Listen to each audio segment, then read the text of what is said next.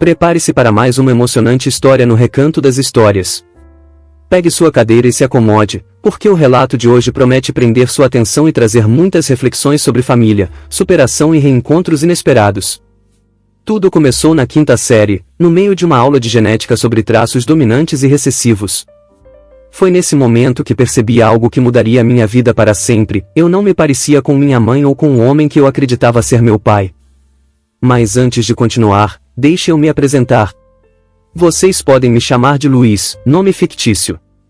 Essa é a história de como um segredo de família mudou completamente o rumo da minha vida. Minha namorada sugeriu que eu compartilhasse essa história porque achou que muitas pessoas poderiam se identificar ou achar interessante. Decidi publicar aqui, de forma anônima, para proteger minha identidade. Não quero que ninguém ao meu redor saiba que essa história é minha, pois ela ainda me traz muitas lembranças dolorosas. Até aquele momento, eu acreditava ter um bom relacionamento com minha mãe, meu padrasto, a quem eu chamava de pai, e meus 3 irmãos mais novos, 2 meninos e uma menina. Sempre fui um aluno dedicado e com boas notas. Por isso, meus pais me matricularam em uma escola particular reconhecida por seu ensino de qualidade e pelo futuro promissor de seus estudantes. Eu realmente acreditava que estava no caminho certo. No último ano dessa escola, fiquei muito animado, porque todos os meus amigos e eu fomos aceitos em um colégio particular de ensino médio renomado. Eu mal podia esperar para começar essa nova etapa da minha vida. No entanto, tudo mudou quando meus pais me chamaram para uma conversa séria. Foi aí que explicaram que não tinham dinheiro suficiente para pagar minha mensalidade. Essa conversa foi apenas o começo de um longo processo de mudanças e revelações que eu jamais imaginaria enfrentar. Eu acabei sendo matriculado na escola pública local, enquanto meus irmãos mais novos continuaram na escola particular. Na época, meus pais disseram que não tinham condições financeiras de manter todos nós em escolas privadas, mas a verdade é que aquilo me marcou profundamente. Parecia que eu era o único a fazer sacrifícios. No final da quinta série, tivemos uma aula de ciências que acabou mudando a forma como eu enxergava a mim mesmo e minha família. O tema da aula era genética, e começamos a aprender sobre traços dominantes e recessivos. Essa lição ficou comigo desde então, porque minha aparência era muito diferente da de meus pais. Eu refletia sobre isso e não conseguia encontrar nenhuma característica física em comum com minha mãe. Durante aquela aula, fiz algumas perguntas ao professor sobre genética. Queria entender melhor como as características genéticas eram transmitidas. À medida que ele respondia, ele percebeu para onde eu estava indo com minhas perguntas e tentou evitar o assunto, cortando a conversa rapidamente. Mesmo assim, aquilo já havia despertado algo em mim. Passei a ler tudo o que podia sobre genética, tentando descobrir a verdade. Até que, um dia, tomei coragem e fui confrontar meu pai, ou pelo menos quem eu acreditava ser meu pai. Perguntei diretamente: eu sou adotado? A conversa saiu do controle rapidamente. Assim que fiz a pergunta, notei que algo mudou no semblante dele. Ele ficou vermelho, os olhos transbordando raiva, e começou a me acusar de ser ingrato e desrespeitoso. Não demorou muito para que as palavras se transformassem em algo mais grave. Em meio aos gritos, ele perdeu o controle, e antes que eu pudesse reagir, fui agredido. Fiquei chocado, não apenas pela dor física, mas pela intensidade da explosão de alguém que eu via como meu pai. Minha mãe entrou no cômodo e, ao ver o que havia acontecido, me levou às pressas para o hospital. No caminho, tentou acalmar minha dor enquanto repetia para si mesma que aquilo havia sido um erro, que ele estava sob pressão. No hospital, enquanto me tratavam, ela me pediu, na verdade, implorou, que eu dissesse aos médicos que havia me machucado ao bater acidentalmente em uma maçaneta de porta. Havia lágrimas nos olhos dela, mas o pedido era claro: eu não podia contar a verdade. Mais tarde, tive que repetir essa mesma mentira aos agentes dos serviços de proteção à criança, que foram acionados devido à gravidade do ocorrido. Cada palavra que saía da minha boca parecia me trair, como se eu estivesse apagando a realidade e me afundando ainda mais em um abismo de confusão e silêncio. Uma semana depois de voltar para casa, minha mãe e o homem que eu chamava de pai decidiram que era hora de me contar a verdade. Ele não era meu pai biológico, mas sim meu padrasto. Minha mãe explicou que, durante a faculdade, namorava um homem que, segundo ela, era irresponsável e imaturo. Quando descobriu que estava grávida, ele a abandonou sem olhar para trás. Meu padrasto, por outro lado, assumiu a responsabilidade, cuidou dela e até colocou seu nome na minha certidão de nascimento para me dar uma figura paterna. Mas, naquele momento, em vez de sentir gratidão por ele, senti como se tudo na minha vida tivesse sido construído sobre uma mentira. Minha mãe também tentou justificar o comportamento violento do meu padrasto durante nossa discussão. Disse que a revelação o machucou profundamente e que ele reagiu daquela forma porque estava frustrado e perdido. Eles pediram desculpas, mas a verdade já tinha mudado minha percepção sobre minha família para sempre. A ideia de família que eu tinha até aquele momento nunca mais foi a mesma.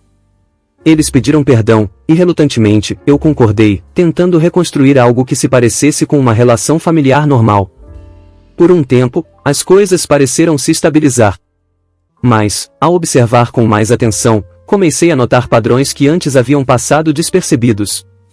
Sempre que meus irmãos mais novos precisavam de algo, minha mãe e meu padrasto largavam tudo para ajudá-los.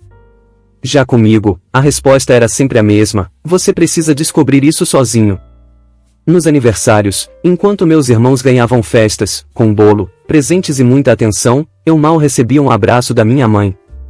Desde os 6 anos, nunca mais tive um bolo de aniversário. Meu padrasto, por sua vez, sequer demonstrava interesse em estar presente para mim. Quando eu era criança, sempre fui fascinado por coisas como museus, ciência e livros, era o típico nerd curioso. Meus irmãos, no entanto, eram completamente o oposto, adoravam esportes, jogos e atividades físicas. Não era surpresa que meu padrasto passasse grande parte do seu tempo livre com eles, seja jogando ou assistindo partidas esportivas. Se eles queriam assistir a um jogo ao vivo, ele fazia de tudo para levá-los e sempre me arrastava junto, mesmo sabendo que eu não me interessava por aquilo. No entanto, quando eu queria visitar um museu ou participar de algo que gostava, a resposta era sempre não.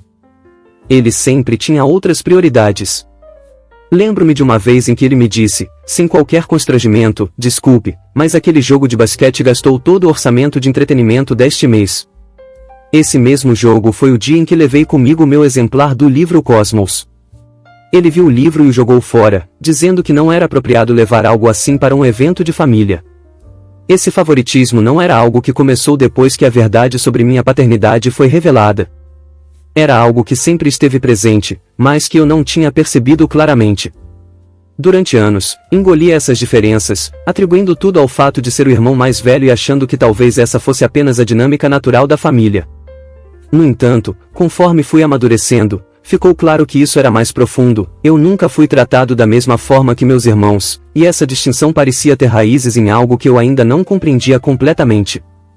A escola era um verdadeiro inferno para mim. Sempre fui introvertido, preferindo passar meu tempo lendo do que conversando com outras pessoas. Na minha antiga escola particular, isso nunca foi um problema, já que eu tinha meu pequeno círculo de amigos.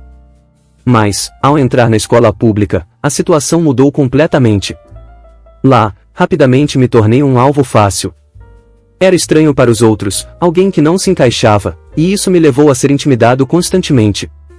O bullying teve um impacto profundo na minha saúde mental, causando um declínio severo que parecia sem solução. Quando tentei falar sobre isso com meus pais, pedindo ajuda, a resposta foi fria e indiferente: isso vai te fortalecer. Esse tipo de comentário apenas aumentava a minha sensação de isolamento. Eu tentei me defender das provocações, mas, em uma dessas ocasiões, acabei sendo confrontado por 3 outros alunos. Não apenas apanhei, como ainda fui suspenso por 3 dias, enquanto eles ficaram praticamente impunes. No meio desse caos, conheci Devon, um garoto 3 anos mais velho que estudava na mesma escola. Ele foi a única pessoa que realmente se importou comigo. Devon era gentil, paciente, de certa forma, assumiu um papel de irmão mais velho na minha vida. Ele me ensinou a lidar com os desafios e as dificuldades que enfrentei nos 3 anos seguintes. Ter esse apoio foi essencial para que eu conseguisse suportar tanto o ambiente escolar quanto a situação em casa. Enquanto isso, minha situação familiar continuava a piorar.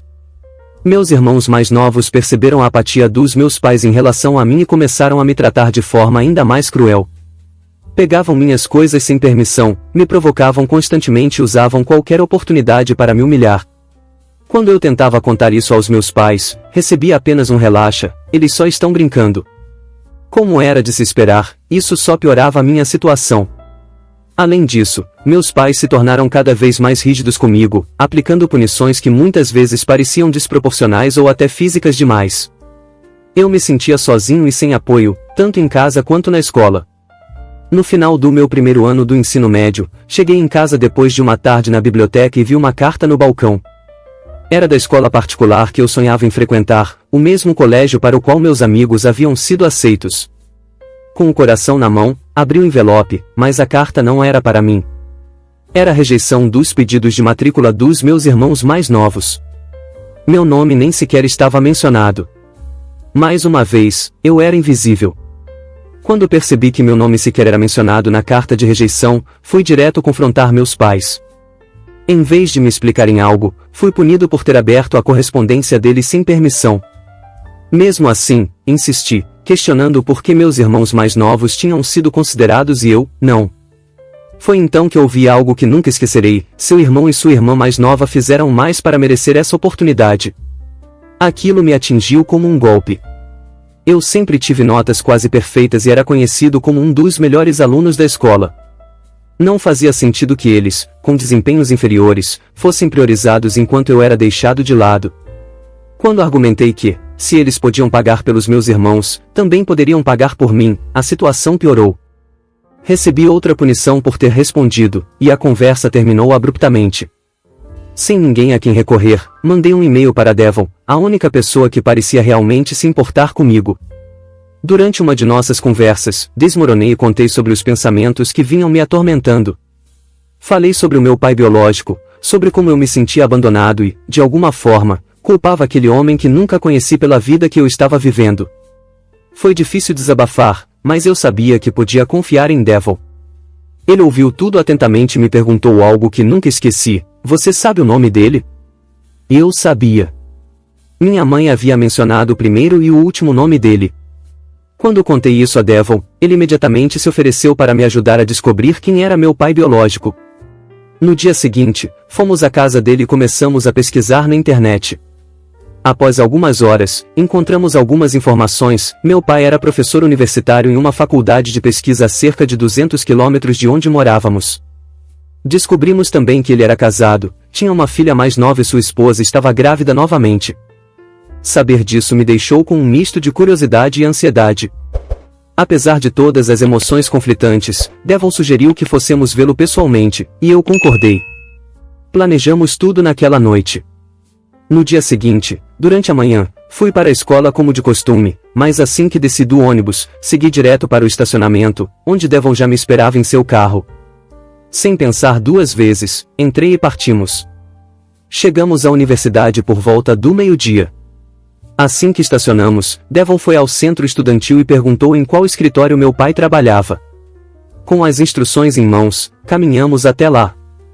Ele não estava no momento, pois havia saído para almoçar, mas decidimos esperar. Cerca de uma hora depois, ele voltou. Quando nos viu sentados do lado de fora de seu escritório, nos observou por um momento e perguntou com um tom de curiosidade: quem são vocês? Eu senti meu coração disparar. Aquela era a primeira vez que via meu pai biológico. Lembro-me de perguntar diretamente: você é o professor Henrique? Ele me olhou com curiosidade. Sim, sou eu. Como posso ajudá-lo?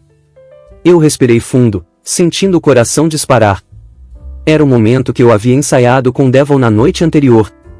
Passamos horas planejando o que eu diria, como deveria me apresentar e até mesmo como lidar com uma possível reação negativa. Ele acreditava que, com as palavras certas, meu pai poderia me ouvir e aceitar o que eu tinha a dizer. Ainda assim, por mais que eu tivesse repetido as frases várias vezes em voz alta, nada poderia realmente me preparar para o peso daquele instante. Meu nome é Luiz. Minha mãe é a Luciana, e eu acho que sou seu filho. O silêncio que se seguiu pareceu durar uma eternidade. Ele ficou imóvel, seus olhos se arregalaram enquanto tentava processar o que eu havia acabado de dizer. Depois, sua expressão mudou para algo entre choque e emoção. Ele murmurou, quase como um sussurro: meu Deus, você é meu filho? Antes que eu pudesse dizer mais alguma coisa, ele deu um passo à frente e me puxou para um abraço apertado. Meu Deus, é você! Eu sabia que isso podia acontecer, mas nunca achei que seria assim. Eu mal sabia como reagir. O abraço dele era caloroso, mas eu ainda estava digerindo tudo. Ele me soltou, secando os olhos rapidamente, e disse: "Venha. Precisamos conversar." Ele nos levou para dentro do seu escritório e fechou a porta. Sentando-se na frente da mesa, me olhou profundamente nos olhos e perguntou: "Como você me encontrou? Sua mãe nunca me deu a chance de te conhecer. O que aconteceu?" Expliquei brevemente que, com a ajuda de Devon, havia pesquisado sobre ele e encontrado as informações. Ele ouvia atentamente, balançando a cabeça como se estivesse conectando os pontos. Então, de repente, ele disse: "Quero que você conheça a minha família. Preciso que eles te conheçam também." Devon, percebendo a importância daquele momento, decidiu se despedir e me deixou com ele. Meu pai me levou para sua casa, e lá fui apresentado à sua esposa, minha madrasta, Ana. Ela ficou visivelmente surpresa, com os olhos arregalados, mas me recebeu com um sorriso acolhedor. "Eu sabia que isso poderia acontecer algum dia", ela disse, olhando para o meu pai. "Mas não imaginei que seria assim, tão de repente." "Seja bem-vindo, Luiz." Enquanto nos acomodávamos na sala, meu pai começou a explicar a verdade sobre o que havia acontecido entre ele e minha mãe.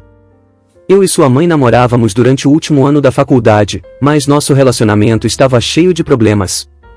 Eu suspeitava que ela estava me traindo e estava prestes a terminar tudo quando ela me contou que estava grávida. Não sabia se o bebê era meu, mas disse a ela que estaria disposto a fazer um teste de paternidade e assumir minha responsabilidade. No entanto, fui claro que não queria continuar o relacionamento. Ele fez uma pausa, olhando para o chão como se revivesse o momento. Então continuou: "Depois, descobri que ela realmente estava me traindo com um homem que seria seu padrasto. Quando insisti no teste de paternidade, ela simplesmente cortou todo o contato comigo. Nunca mais ouvi falar dela." Ele suspirou profundamente. "Depois que me casei com a Ana, contei a ela a respeito de você. Nós tentamos te encontrar, mas sua mãe bloqueava todas as tentativas."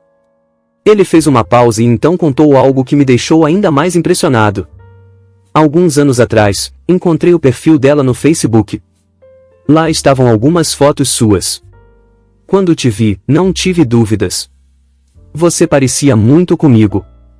Tentei entrar em contato, mas sua mãe me bloqueou imediatamente. Pensei em contratar um advogado, mas sem um teste de DNA seria quase impossível conseguir qualquer coisa. E com ela e o seu padrasto do lado dela, tudo parecia fora de alcance." Ouvir tudo aquilo me deixou com um turbilhão de emoções. Eu sentia raiva pelas mentiras, tristeza por todo o tempo perdido e, ao mesmo tempo, alívio por finalmente ter respostas.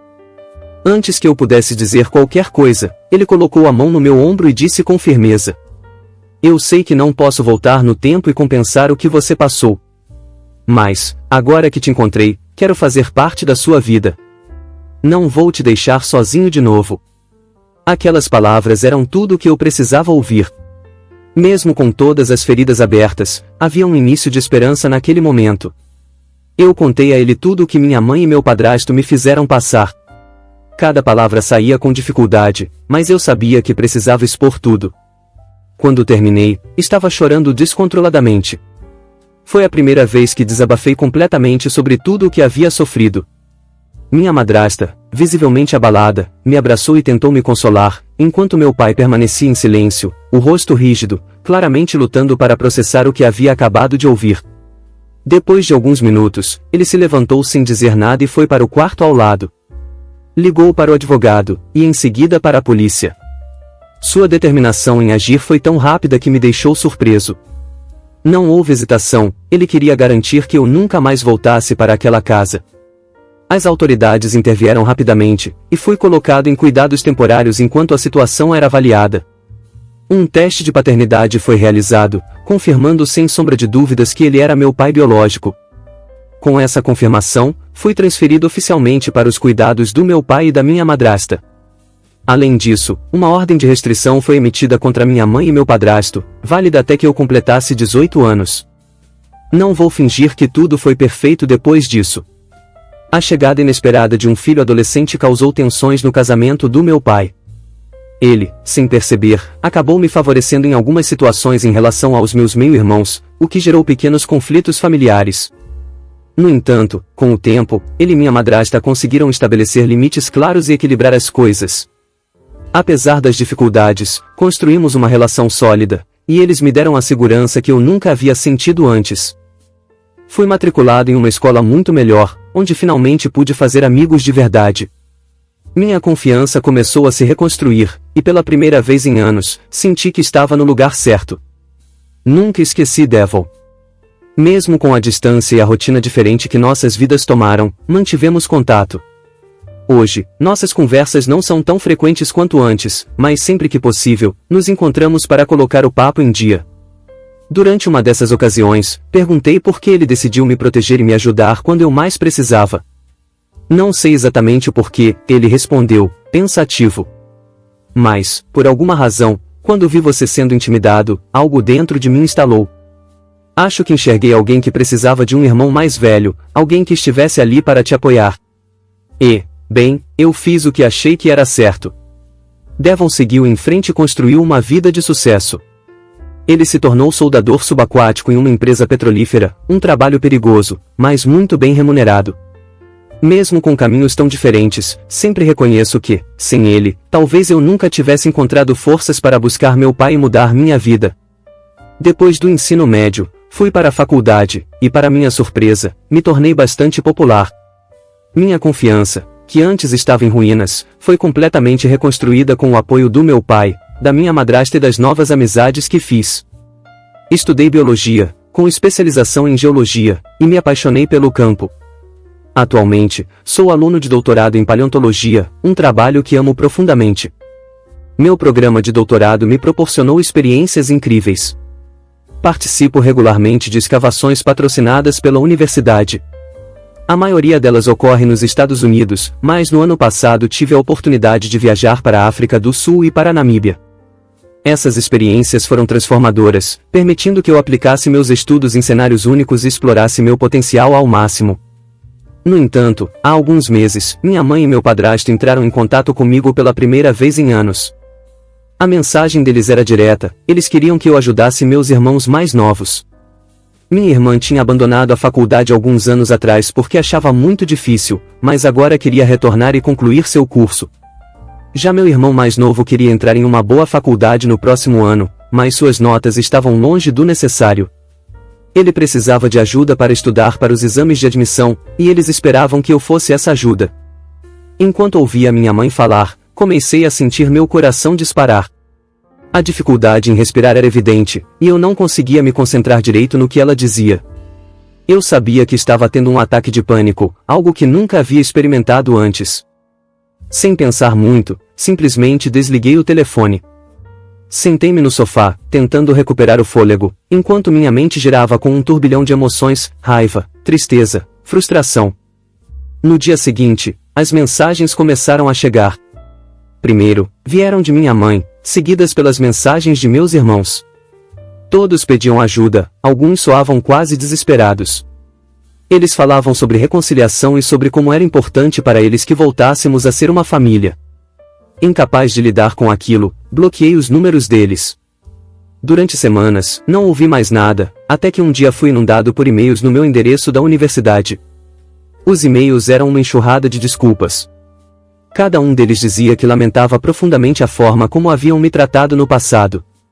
Todos pareciam querer consertar as coisas, alegando que desejavam que voltássemos a ser uma família novamente. Li cada palavra com cuidado, mas, apesar do tom de arrependimento, não consegui evitar a sensação de que suas desculpas eram movidas mais pela necessidade de ajuda do que por um real arrependimento. Decidi que enviaria um e-mail respondendo a todos eles. Minha intenção era deixar claro que não queria mais nenhum contato e que, mesmo após tantos anos, ouvir falar deles ainda me causava um profundo desconforto emocional. Eu também planejava dizer que acreditava que o único motivo para tentarem se reaproximar era a necessidade de ajuda, e não um verdadeiro arrependimento. No entanto, no final, desisti de enviar. Em vez disso, optei por bloquear todos eles e seguir em frente, sem dar espaço para mais decepções. Em abril, enquanto estava em uma escavação no Texas, recebi uma ligação inesperada da polícia. Disseram que haviam sido chamados ao meu apartamento porque alguém havia tentado invadir o local. Descobri que era meu irmão mais novo tentando entrar em contato comigo. Quando falaram comigo, foi claro, ele não tinha o direito de estar lá, e eu queria registrar a invasão de propriedade. Por ser uma primeira infração, ele conseguiu fazer um acordo judicial, que reduziu a pena para 100 horas de serviço comunitário.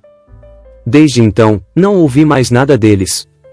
Acho que, finalmente, entenderam o recado e decidiram parar de me procurar. Independentemente disso, tenho um relacionamento muito forte com meu pai. Passamos muito tempo juntos construindo vínculo que nunca tivemos antes. Também me dou bem com meus meio-irmãos mais novos. Brincamos, rimos e passamos momentos incríveis juntos, embora haja uma grande diferença de idade entre nós. Minha relação com minha madrasta, Ana, também é boa. Não sei exatamente como descrever nosso vínculo, mas diria que, embora ela nunca tenha substituído o papel de mãe na minha vida, ela se tornou uma figura maternal. Ela está sempre presente, me apoiando e mostrando um cuidado genuíno, algo que eu nunca tive com minha mãe biológica. Pode parecer complicado de explicar, mas é o melhor jeito que encontro para descrever. Enquanto termino de escrever minha história, não consigo deixar de pensar na pessoa que me incentivou a compartilhá-la, minha namorada, Clara. Desde o início, ela acreditou que colocar tudo em palavras seria uma forma de cura e, mais do que isso, uma oportunidade de transformar a dor em aprendizado. Clara tem sido meu porto seguro. É com ela que eu vejo um futuro repleto de alegria e amor. Já estou planejando pedi-la em casamento e, juntos, queremos construir nossa própria família. Quero ser um bom pai, alguém presente e amoroso, e sei que Clara será uma mãe incrível, cheia de carinho e sabedoria. Ao relembrar tudo o que passei, percebo que, apesar das dificuldades, meu presente é cheio de esperança, e o futuro que estou construindo ao lado de Clara é a verdadeira recompensa por nunca ter desistido de mim mesmo. Gostou da história? Deixe seu comentário aqui embaixo e não esqueça de curtir o vídeo. Se você gosta de histórias emocionantes, inscreva-se no canal e ative o sininho para não perder as próximas. Obrigada por assistir e até o próximo vídeo.